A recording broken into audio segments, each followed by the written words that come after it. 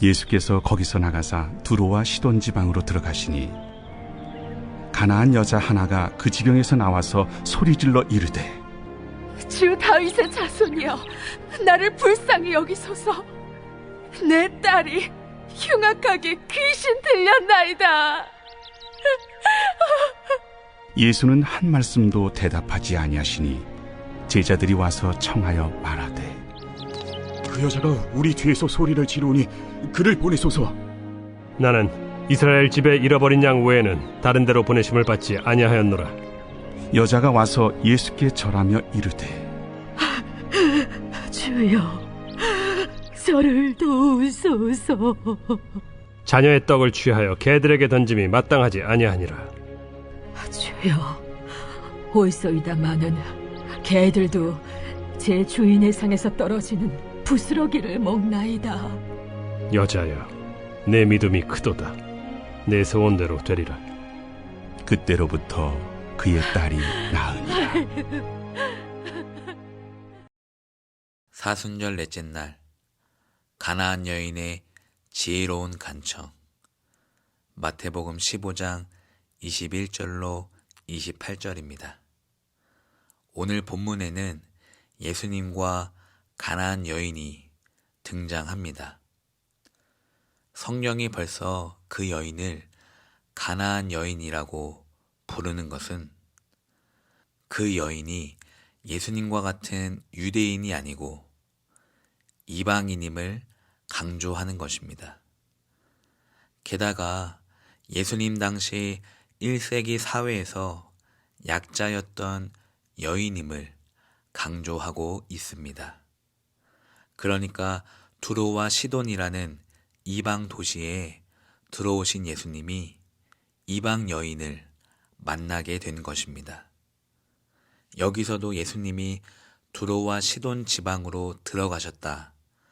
이 사실 자체가 이방 땅에서도 사역을 하신다는 것을 우리는 알 수 있습니다. 또한 이방인의 땅이라 불렸던 갈릴리 지방, 데가볼리 지방, 두로와 시돈 지방이 예수님의 사역의 중심지였다는 것은 사실입니다. 그렇다면 왜 예수님은 24절에서 나는 이스라엘 집에 잃어버린 양 외에는 다른 데로 보내심을 받지 아니하였다 라고 말씀하셨을까요? 왜 26절에 자녀의 떡을 취하여 개들에게 던짐이 마땅하지 않다고 말씀하셨을까요? 사실은 두로와 시돈 지방에서도 사역하시기 위해 친히 찾아오신 건 예수님이신데 왜 가나안 여인을 2번이나 거절하셨을까요? 저는 개인적으로 예수님의 이 거절이 이유 있는 거절이라고 생각합니다. 이유 있는 거절. 그러니까 이 가나안 여인의 고백을 끌어내시기 위해서 기도 응답의 거절이라는 고난을 잠시 허락하신 것입니다. 다시 말해 예수님은 처음부터 도와줄 마음이 있으셨지 이 여인의 지혜로운 간청과 끈질긴 기도 때문에 마음을 바꾸신 게 아니라는 것입니다. 성경에 나오는 믿음의 사람들이 아무리 대단하여도 그 사람을 묵상하거나 집중하면 함정에 빠집니다. 그 사람을 그 사람 되게 하신 하나님을 묵상해야지 가나안 여인을 주목하다가는 하나님을 놓치게 됩니다. 그래서 저는 가나안 여인의 지혜로운 간청보다는 가나안 여인의 끈질긴 기도보다는 예수님께서 이 여인으로 하여금 이 믿음을 끄집어내셨다라고 생각합니다. 2번의 거절을 통해서 말이죠. 적용합니다. 오늘 우리의 기도 역시 하나님이 시작하게 하신 기도입니다. 내가 예수님을 찾아서 만난 것 같지만 그분이 먼저 이방인의 땅 같은 내 마음속으로 들어오셨습니다. 그리고 나의 간절한 기도 속에서 침묵하시고 거절하시는 것 같아도 그분은 계속해서 내 앞에서 내 기도를 듣고 계셨습니다.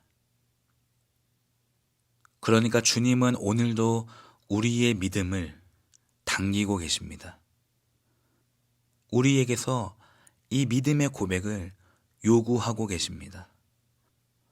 우리가 아무것도 할 수 없음을 인정하고 포기하며 주님만을 의지하기를 지금도 기다리고 계십니다. 이것이 믿음이고 이것이 가나안 여인의 고백입니다. 자신을 개라고 표현한 고백, 부스러기라도 괜찮다고 표현한 믿음의 고백입니다. 사랑하는 성도 여러분, 여러분은 여러분 자신을 하나님 앞에서 뭐라고 표현하십니까? 저는 시편 23편을 묵상하다가 제가 사망의 음침한 골짜기였다는 것을 깨달았습니다. 사망의 음침한 골짜기가 어느 한 곳에 있어서 내가 거기를 지나가는 것이 아니라 내 마음 자체가, 주님이 계시지 않은 내 마음 자체가 사망의 음침한 골짜기였음을 깨닫고 고백한 시간이 있었습니다.